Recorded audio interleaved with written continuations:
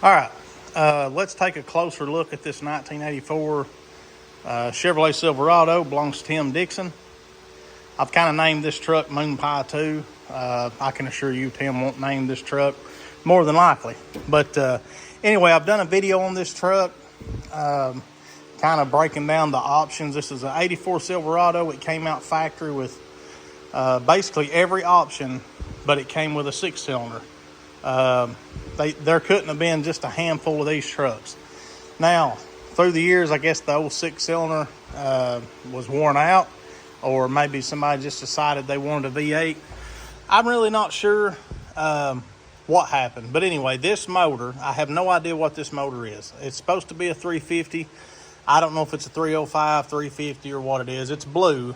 So I would assume a 305 or 350. It really couldn't be anything other than those two choices. But anyway, it looks like it's got the correct truck manifolds. So maybe they've pulled this out of another truck. I could be wrong. But anyway, doesn't really matter. I was going to look at the suffix code that's under the alternator here. I could look at the number in the back, but this number up here is the one that will tell you exactly what you got. But anyway, most everything's here, so that's a good thing. Somebody's done this swap. It wasn't me, or it wasn't Tim. So whoever done it was probably just working on a budget. You can see that upper radiator hose is nowhere near correct.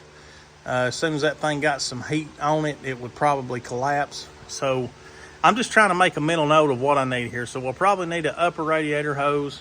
This radiator itself doesn't really look correct. It looks way too tall, but it's in there. It looks okay, so we're going to use it, even if I have to find a hose that will work. So anyway, dipstick's wrong. I've got another dipstick. I don't know. Maybe this motor came out of a van. That's very possible. It looks like that's very possible. That could have came out of a van. That is a huge dipstick for a truck. So that's very possibly a van motor. Looks like whatever the motor came out of probably had hydrostatic brakes. You can see the extra line here on the power steering pump. This old hot cable's got some electrical tape. That's not good. We don't like that. Electrical tape will eventually kind of fray up and come off. You don't want crap like that on your hot cable. That could burn a truck down. So we'll probably put him a hot cable on it. You can see the old ground cable's just shot. Again, guys, I'm just trying to make a mental note of everything that I might need, and I'll make a list later. I've already made a list for Mr. and Mrs. PIB. I've got to get them a cart together and kind of show them what they've got going on. This is a 2-barrel carburetor. Now, the only thing that kind of worries me about this 2-barrel carburetor is if the truck still has the 700 R4 in it. And if it does, I'm going to have to figure out a way to hook up the detent cable for the transmission to change gears. That won't be the worst thing I've ever done. Matter of fact, I've made them work before, so not the end of the world. So here's some parts I already have for the truck that came. Most of them came with the truck. Tim bought some of them. This is a carburetor kit that was laying in the truck. So we're going to assume this is the correct kit for that carburetor, and it kind of looks right. It's a Quadrajet 2-barrel. Even if it's not right, guys, I've probably got 100 kits. Okay, of course, this stupid box is going to fight me. Sorry, guys. Hard to do things one-handed. That's why I don't do a lot of work in my videos. So here's the automatic transmission filter kit. Yeah, it's got the old crappy gasket. I don't like these gaskets. I like the Moroso gaskets, or even Fail Pro makes one. It's just a big blue gasket with a steel insert, and you can tighten them up with a friggin' impact. You won't hurt them. This one here, if you over tighten it the least little bit, it's going to leak. But that's okay. I can make that work, or I'll talk to Tim, see if he wants to put the big one-piece, well, I'll call it a one-piece. I'm referring to the one-piece oil pan gasket, which this transmission pan is similar to. They're all one-piece gaskets on the transmission. But anyway, it's got a steel insert. So there's the filter. I'm not a big fan of changing the filters in these transmissions if they've got a lot of miles on them and they haven't been regularly changed. I don't have any problem changing the transmission fluid. I don't care for changing the filters. However, I've done several for Tim, never had an issue, so that's no big deal. Here's the valve cover gasket set.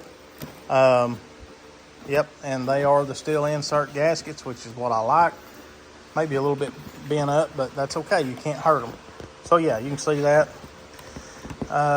So good valve cover gaskets. There's the one-piece oil pan gasket. Fuel filter. I'm assuming that's an oil filter. I don't know what this is. Trying to make a guess before I get the box open, but I just can't even think of what it could be. Hang on just a second. All right, so transmission mount. What we got here? Premium filter. What could that be? What filter do we need? So that's another transmission filter. And that's a Wix, I think it said. So I would rather use the Wix as I would the power torque. But anyway, here's a cap and button. This was off of his 78. That got left here by accident, but I've put it in with his parts here. So we'll use that on this truck. We got oil, some transmission fluid. I don't know what this is. Transmission fluid, power steering fluid, whatever you want to call it. That's probably what that one's purpose is. So anyway, let's put it up in the air and get a little better look at it.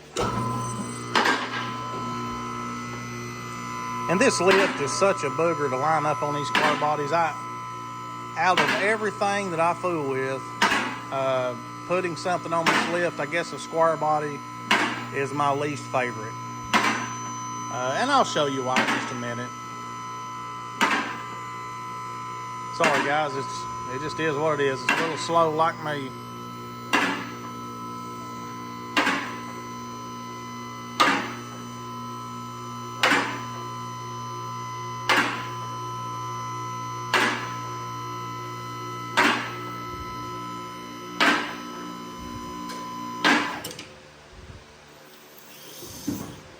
Well, we hit the emergency stop on accident. I didn't mean to go up that high, but that's perfectly fine, no big deal.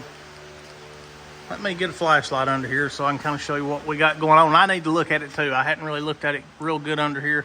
So somebody's put new lines on the transmission. And just checking bolts, guys. I like to run a fine threaded bolt on these torque converters. That's just me. You don't really want that working loose. And they've got a really short bolt on that thing. I don't know if you can see it or not, but it's not even really coming completely through the thread. So we may change that out. I don't care for that. It'll work. Don't get me wrong. It's fine. Got one motor mount in, and you can kind of see here what they've got just kind of hanging out of it. But it does look like it has new motor mounts, and probably the reason being this was a 6-cylinder truck, so it's been converted. The exhaust looks pretty well new. It's got some more cherry bomb mufflers on it. Not a fan. Right here's why I don't like lifting these square bodies. See how the frame kicks way up in the back? It's just hard to grab it. The only place to grab it's on these leaf spring hangers, and I don't care for that, but it is what it is. So yeah. Decent exhaust. Shocks, they look like maybe somebody's changed them at one point or another. Doesn't really look like original shocks. We'll probably leave those alone. Let Tim make a determination. We've got some electrical wire kind of laying on top of the exhaust. That's a real good place for that. I don't know what that's for, what it's going to. But yeah, typically don't want wiring laying on top of exhaust. So that's pretty neat. Look at that dirt dauber nest just kind of wrapped around that drive shaft. We'll knock that off. That will probably cause a vibration. Now, so that's a good thing. We've got a modulator valve. So that's a 350 turbo or TH350, more than likely, long shaft. So they've put the motor, transmission, everything out of something because this truck did come with an overdrive transmission. So a 700R would not have that modulator valve.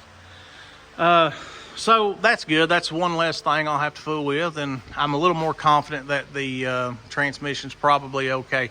I love a $700 Ford. Don't get me wrong, guys. I have nothing against one. I've built a couple over the years, and they are a little weak. The biggest thing with a $700 is keeping them cool. If you know, just like brake pads, if you ride your brakes every day, they're going to wear out.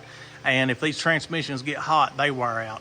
And, you know, that's a big thing with the $700 is the way you have the shift cable set up. If it's shifting to overdrive really, really fast, then that transmission is going to heat up. Anyway, that's a whole nother deal. Now, you see this little bar? We'll have to do away with that bar because we want to put an oil pan gasket and rear main seal. You can put it back. You don't have to. Most of these trucks, that's gone. Simply because it doesn't really do anything. I'm not exactly sure what that bar's purpose is. There's no way that bar is bracing up this K-member. But anyway, it's there, and you've got to take it out before you drop the oil pan. So, or you absolutely will not get the oil pan out. So we'll drop that bar. Probably won't go back in it. Look at that hot cable. That's crazy. You see that? Let me zoom in on it. That's just a bare wire just laying in there on top of metal. So I'm gonna have to really watch that. We'll do away with that hot cable. You're just asking to burn something up or have issues when you have crap like that. Let me zoom it back out. Anyways, guys, so I know we're gonna do the oil pan gasket rear main seal. Looks like the transmission's just pouring probably a shaft selector seal. Say that 10 times fast. We'll probably go ahead and put him one of them in. Pan gasket. It's hard to tell. I can't tell if that detent cable, that little detent cable has got a little O-ring in it that leaks sometimes. May have to put one of them in it. There's some more wires laying on top of pipes. This is just crap, guys, you've got to look for when you buy stuff like this. Someone may throw this together and ease it around their house. Somewhere, you know, within a close proximity of their home. And, you know, that's a big thick wire. It may not ever burn up, but as soon as you jump in it and take off to Pigeon Forge, you know, if you're here local like me, Florida, wherever you're at, as soon as you take it on a long trip and that thing lays on top of it for, you know, X amount of time, it will burn through and you're going to be stuck on the side of the road. So, looking at the harmonic balancer, very possible that's a 305. It may be a 350. I'll have to run the numbers.